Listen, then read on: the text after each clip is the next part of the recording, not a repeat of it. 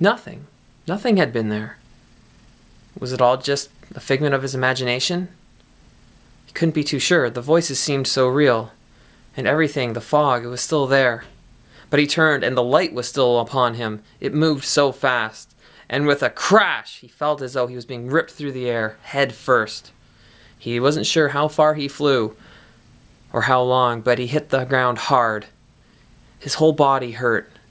It felt very difficult to move, and his face, it felt warm and kind of sticky. He reached up with his hand to touch his face, and when he looked back down, he saw there was nothing on his hands. Surely he had to be bleeding, but there was no blood there. By now, the pain was starting to overwhelm him, and he rolled over onto his back. He tried to cry out, but no voice came. Just simply could not draw breath into his lungs. And during this moment, the voices came back to him.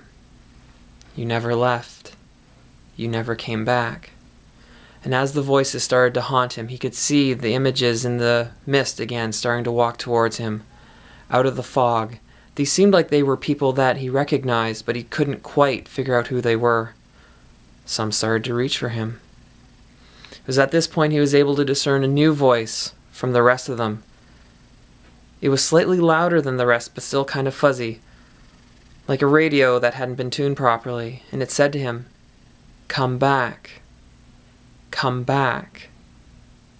But come back from where? Who was this new voice? He couldn't figure it out. And panic was starting to set into him. These figures were approaching him, and he didn't know who they were.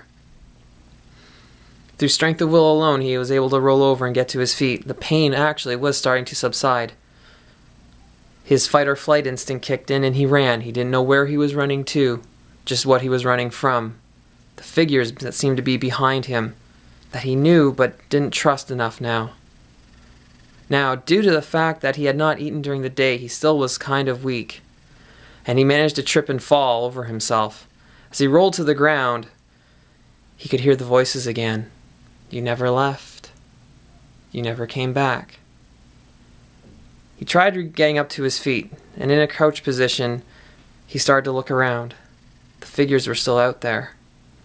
And when he looked up, there,